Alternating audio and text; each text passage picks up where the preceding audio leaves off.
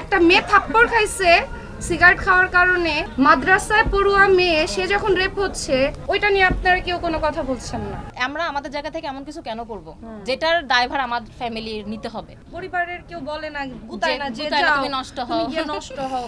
যে সিগারেট ওখানে খাইছে সেও তারও বুদ্ধি আছে, যে দুইটা থাপ্পড় মারছে তারও বুদ্ধি আছে। ঠিক আছে, তো আমরা কিন্তু মডার্ন হতে চাচ্ছি, কিন্তু খারাপ হতে মডার্ন হতে চাচ্ছি। যেটাই হচ্ছে সেটাই মনে হচ্ছে আমার অধিকার ক্ষুণ্ণ করছে। 6 বছরের বাচ্চা, ও কাপড় সম্পর্কে কিছু জানে না, ও রেপ হচ্ছে।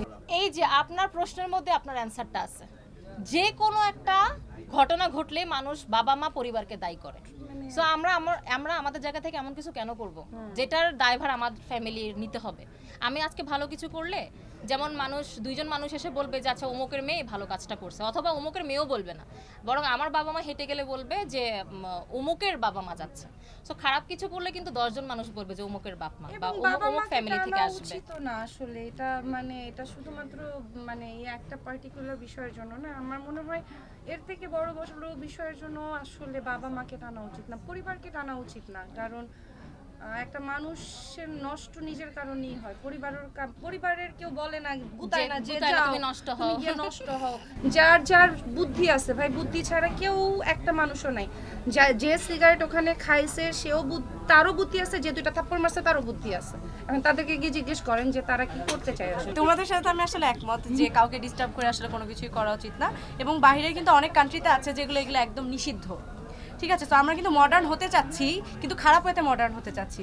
কিন্তু দেখা যাবে যে আপনি যদি ইভেন আমেরিকাতেও যান, কিছু কিছু এইরকম জিনিস যেটা আমরা এখন চাই ওপেনলি হোক আমাদের বাংলাদেশে, সেটা কিন্তু ওইসব কান্ট্রিতে কিন্তু ওটা একদম নিষেধ। বা একটা নির্দিষ্ট টাইমের বাইরে বা একটা নির্দিষ্ট লোকেশনের বাইরে আপনি এগুলো করতে পারবেন না। ওদের অনেক নিয়ম বা আছে। বাট আমার মনে হয় কি, আসলে আমরা কখনো নিয়মগুলো আসলে বাংলাদেশের আমরা খুব একটা ভালো মতো ফলো করতে যে হবে বা ফলো করা উচিত, বা কার্টেসিটা যে মেনটেন করাটা একটা ভদ্রতা, এটা আসলে আমরা খুব একটা নিজেরাই শিখি নাই, বা আছে না সমাজে আমরা এভাবে অতটা হাইলাইটেড হয় না এই বিষয়টা। দ্যাটস ওয়াই এখন দেখা যাচ্ছে যে যেটাই হচ্ছে সেটাই মনে হচ্ছে আমার অধিকার ক্ষুণ্ণ করছে। কিন্তু আমার কাছে আরেকটা জিনিসও মনে হয় যে সাংবাদিক ভাইয়েরা বা অন্যান্য মানুষরা এই যে শাহবাগের যেই ম্যাটারটা, এটাকে এত বড় করতেছে, কিন্তু একটা নিউজে আমি দেখেছি 62 ঘন্টায় 74টা ধর্ষণের মামলা হয়েছে, সেটা নিয়ে কেউ কোনো কথা বলছে না। তো এইটা নিয়ে কথা বলা উচিত, বরং যেখানে ধর্ষণ হচ্ছে। এখন অনেকে বলে যে হ্যাঁ মেয়েরা ছোট ছোট কাপড় পরতেছে।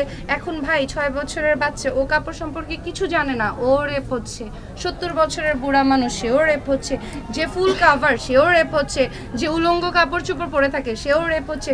সো রেপ যারা, আমি একটা সিম্পল কমেন্ট করতে পারি না এটা নিয়ে, আপনারা এটা নিয়ে কোনো কথা বলেন না, কিন্তু আপনারা ঠিকই শাহবাগের ওই জায়গাটাতে, কারণ এটা হচ্ছে এটা আপনারা ইচ্ছা করে করেন যে এখান থেকে আমাদের মুখ থেকে এমন কিছু বের হোক যেটা কন্ট্রোভার্সি হয়। কিন্তু কেউ কিন্তু একটাবারের জন্য ধর্ষণের কথা বলেন না, যে বাংলাদেশে যে এত ধর্ষণ হচ্ছে সেগুলো নিয়ে আমরা কি ভাবছি বা আপনাদের কি করা উচিত।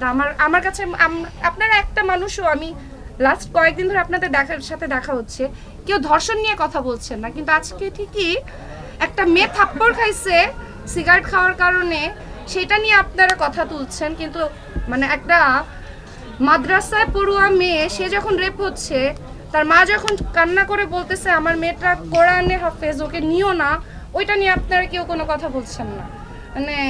এইটা ঠিক না। এটা তাইলে তো হয়ে গেল একতরফা। যদি কথা অহনা আপু যে কথাটা বললো, সেই কথাটা আমি আমার কথা দিয়ে শেষ করব। দেখেন ভাইয়া, আমাদের কাছে কিন্তু একটা ফোন আছে, আমাদের ফেস ভ্যালু কিছু হলেও আছে। আমরা চাইলে একটা কথা বলতে পারি, ভয়েস রেজ করতে পারি, যেটা অন্য মানুষ পারে না, অনেকে পারে না। সো আমরা যেন আমাদের মোবাইলটা বা ডিভাইসটা বা আমাদের ফেস ভ্যালুটা বা আমাদের মুখের কথাটা এমন কাজে বা এমন কি বলবো ওয়ার্ডে ইউজ করি যাতে মানুষের উপকার হয়। হ্যাঁ, যে তা না হলে না ওই সাধারণ মানুষ আর আমাদের মধ্যেই কিন্তু পার্থক্য থাকবে না। আমাদের হাতে ফোন আসার জন্য আমরা যা খুশি তাই করবো, যা খুশি তাই বলবো, বিষয়টা যেন কখনো এরকম না হয়।